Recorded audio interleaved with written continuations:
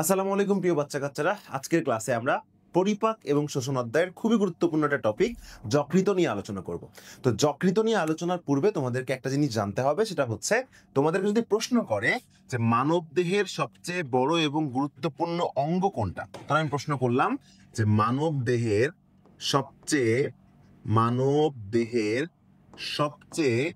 বড় ও গুরুত্বপূর্ণ মানবদেহের সবচেয়ে বড় ও গুরুত্বপূর্ণ অঙ্গ কোনটা। তাহলে গুরুত্বপূর্ণ কি প্রশ্ন করলাম, মন দিয়ে খেয়াল করো। আমি প্রশ্ন করছি মানবদেহের সবচেয়ে বড় ও গুরুত্বপূর্ণ অঙ্গ কোনটা। যদি পরীক্ষায় এই প্রশ্ন আসে মানবদেহের সবচেয়ে বড় ও গুরুত্বপূর্ণ অঙ্গ কোনটা, তাহলে উত্তর কিন্তু হবে হচ্ছে স্কিন বা ত্বক।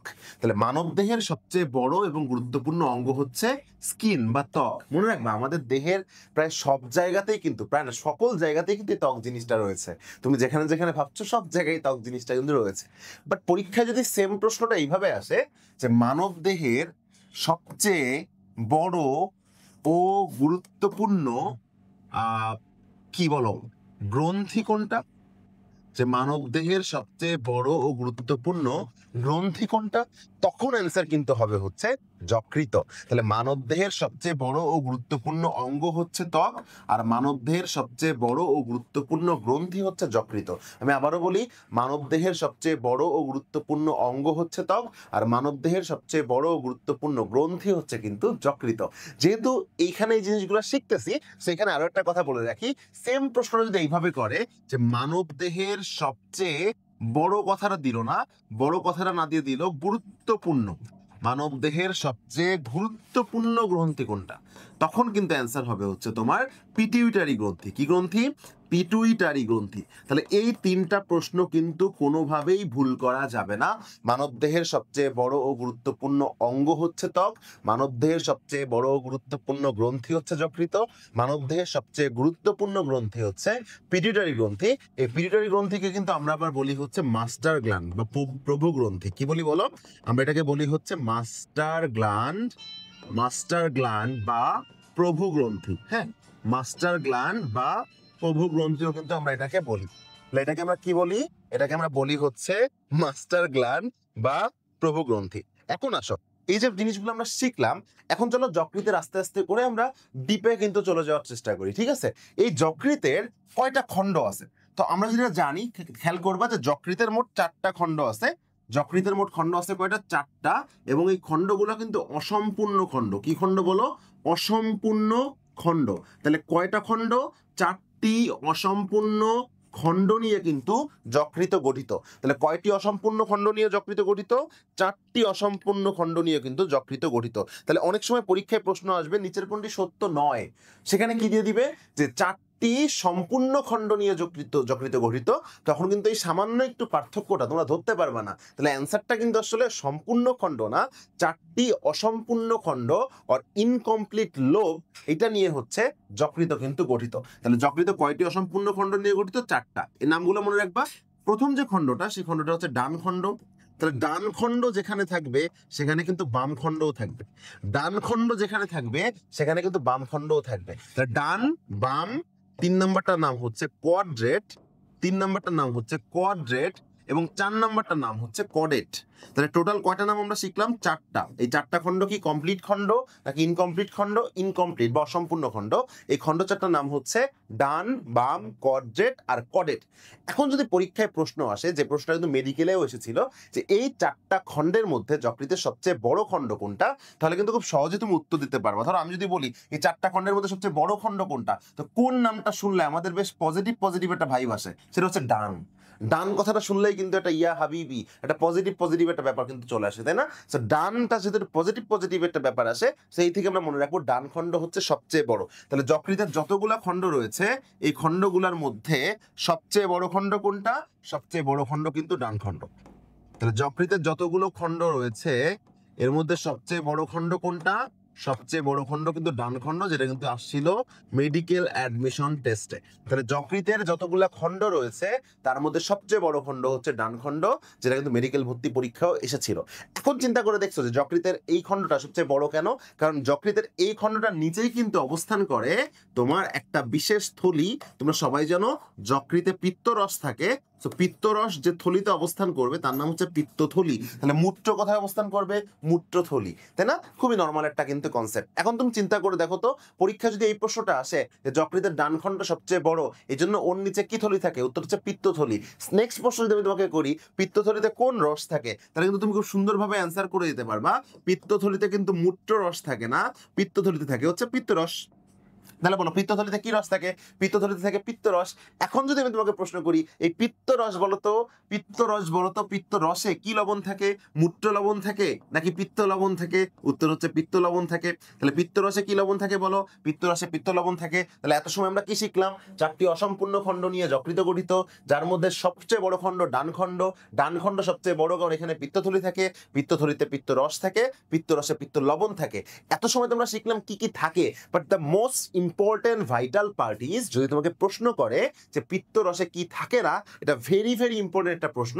মজার ব্যাপার হচ্ছে আমরা পড়তেছি এমন একটা অধ্যায় যে অধ্যায়ের নামই হচ্ছে পরিপাক ও শোষণ, আর পরিপাক ও শোষণের মূল কাজ হচ্ছে পরিপাক করা, আর পরিপাকের মূল ভূমিকা পালন করে হচ্ছে এনজাইম। সেই মজার ব্যাপারটা হচ্ছে এই পিত্তরসে কিন্তু এনজাইমই থাকে না।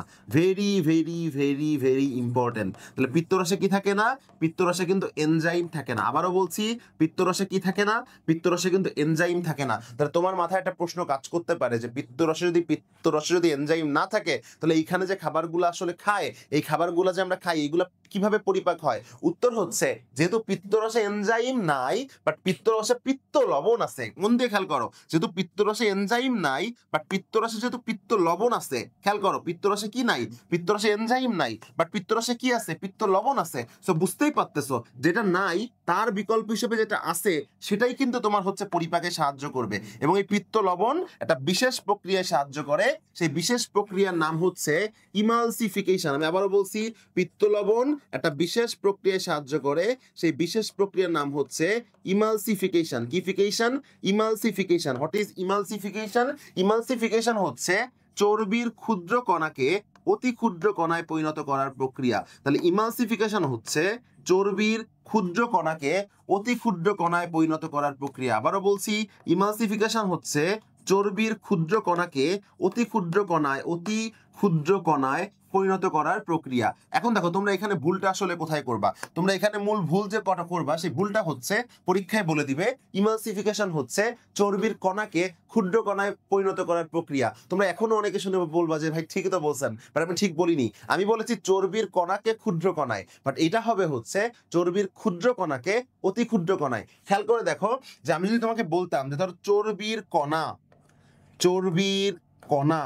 এই চর্বির কণাকে ক্ষুদ্র কণায় পরিণত করা, এটা কিন্তু ইমালসিফিকেশন নয়। চর্বির কণাকে ক্ষুদ্র কণায় পরিণত করা, এটা কিন্তু ইমালসিফিকেশন নয়। চর্বির কণা মানে ধরো কি? ধরো আমি ধরলাম লিপিড, ক্ষুদ্র কণা ধরো আমি কি বললাম? ধরো ফ্যাটি অ্যাসিড আর গ্লিসারল। এই যে লিপিডকে ভেঙে ফ্যাটি অ্যাসিড আর গ্লিসারলে পরিণত করো, এটা কিন্তু আমরা পড়ছিলাম পাকস্থলিতে। আমরা কোথায় পড়েছিলাম বলো? এটা আমরা পড়ছিলাম পাকস্থলিতে। আর লিপিডের শুরুতে আছে এলআইপি, আর যে এনজাইম পরিপাক করবে তার নাম হচ্ছে এস, তার নাম হচ্ছে লাইপেস। পাকস্থলিতে কিন্তু এনজাইম থাকে। তাহলে চর্বির কণাকে ক্ষুদ্র কণায় পরিণত করে লাইপেস, বা চর্বির ক্ষুদ্র কণাকে অতি ক্ষুদ্র কণায় পরিণত করতে গেলে, আমি আবারও বলছি, চর্বির ক্ষুদ্র কণাকে অতি ক্ষুদ্র কণায় পরিণত করতে গেলে সেখানে কিন্তু এনজাইম থাকে না, কারণ এটা যকৃত।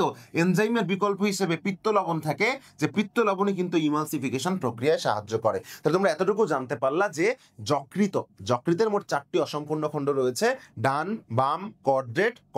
যেটা শুনে পজিটিভ লাগছে সেটা হচ্ছে ডান। তাহলে এই খণ্ডটা সবচেয়ে বড়, এর জন্য এর নিচে পিত্তথলি থাকে, পিত্তথলিতে পিত্তরস থাকে, পিত্তরসে পিত্ত লবণ থাকে, পিত্তরসে এনজাইম থাকে না। আর এই পিত্ত লবণ ইমালসিফিকেশন প্রক্রিয়ায় সাহায্য করে, যে ইমালসিফিকেশনের মানে হচ্ছে কিন্তু তোমার চর্বির ক্ষুদ্র কণাকে অতি ক্ষুদ্র কণায় পরিণত করার যে প্রক্রিয়া। এখন যদি আমি তোমাকে বলি যে এই যকৃতকে কিন্তু বলা হয় মানব দেহের জৈব রসায়নাগার। এখন তুমি প্রশ্ন করতে পারো যে ভাই যকৃতকে যে আপনি বললেন বলা হয় মানব দেহের, আমি লিখি মানব দেহের জৈব রসায়নাগার, তাহলে আমরা যকৃতকে কি বলবো? রসায়নাগার। তাহলে আমরা যকৃতকে কি বলবো? আমরা যকৃতকে বলবো হচ্ছে মানব দেহের জৈব রসায়নাগার। কেন যকৃতকে মানব দেহের জৈব রসায়নাগার বলা হয়? এটাকে ইংলিশে দাঁড়ায় যে কি? Organic laboratory. তো তোমাদের মাথায় অনেক সময় প্রশ্ন আসতেই পারে যে কেন হয় যকৃতকে বলা হয় অর্গানিক ল্যাবরেটরি বা জৈব রসায়নাগার। তোমরা জানো রসায়নাগারে কি রসায়ন নিয়ে কাজ করা হয়, সেখানে বিভিন্ন রকম এক্সপেরিমেন্ট করা হয়, তাই না? সেই দিক দিয়ে মনে রাখবা আমাদের যকৃতের মধ্যে 500রও বেশি ধরনের, আমি 500 ধরনেরই লিখলাম, যকৃতের মধ্যে 500রও বেশি ধরনের জৈবনিক ক্রিয়া কিন্তু সম্পন্ন হয়। চিন্তা করা যায়, এক যকৃতের মধ্যে 500 ধরনেরও বেশি জৈবনিক ক্রিয়া কিন্তু সম্পন্ন হয়। তাহলে যেখানে এত বেশি জৈবনিক ক্রিয়া সম্পন্ন হয়, আমরা তাকে বলতেই পারি সে আমাদের দেহের জৈব রসায়নাগার। এবং আরেকটা স্যারের ইনফরমেশন অনুযায়ী আজিবুর স্যার কিন্তু যকৃতকে আরেকটা কথা বলছে যে যকৃত হচ্ছে মানব দেহের কর্মমুখর পোতাশ্রয়। আমি লিখে দিচ্ছি, আমাদের আজিবুর স্যার কি বলেছেন? আজিবুর স্যার বলেছেন যকৃত হলো মানব দেহের কর্মমুখর পোতাশ্রয়। তাহলে যকৃত কি জিনিস? মানব দেহের কর্মমুখর পোতাশ্রয়। তাহলে পরীক্ষায় যদি প্রশ্ন আসে কর্মমুখর পোতাশ্রয় বলা হয় কাকে? কর্মমুখর পোতাশ্রয় কিন্তু বলা হবে যকৃতকে। তাহলে আবারও বলছি, কর্মমুখর পোতাশ্রয় বলা হবে কাকে? কর্মমুখর পোতাশ্রয় বলা হবে কিন্তু হচ্ছে যকৃতকে। বাট সবাই একটা প্রশ্ন প্রায়ই ভুল করে থাকে, সেই ভুলটাই কিন্তু আমি তোমাদেরকে দেখিয়ে দিব। আমার শিক্ষক আমি তোমাদের, আমার কাজই হচ্ছে তোমরা যেখানে ভুল করো সেই ভুলটাকে আইডেন্টিফাই করে দেওয়া। সবাই যে ভুল করে সেই ভুলটা হচ্ছে যখন পরীক্ষায় প্রশ্ন আসে মানব দেহের মাস্টার কেমিস্ট বলা হয় কাকে? খেয়াল করে দেখো, যে জৈব রসায়নাগার, যে অর্গানিক ল্যাবরেটরি, যে 500রও বেশি জৈবনিক ক্রিয়া সম্পন্ন করে, তার নামই কিন্তু সবার আগে আসবে। সবাই কিন্তু পরীক্ষা এখানে উত্তর দিয়ে দেয় যে মানব দেহের মাস্টার কেমিস্ট বলা হয় যকৃতকে। আর যেটা কিন্তু খুব বড় ধরনের একটা ভুল হয়ে যায়। তোমরা সবাই মনে রাখবা, মানব দেহের মাস্টার কেমিস্ট কিন্তু যকৃত না, মানব দেহের মাস্টার কেমিস্ট হচ্ছে বৃক্ক।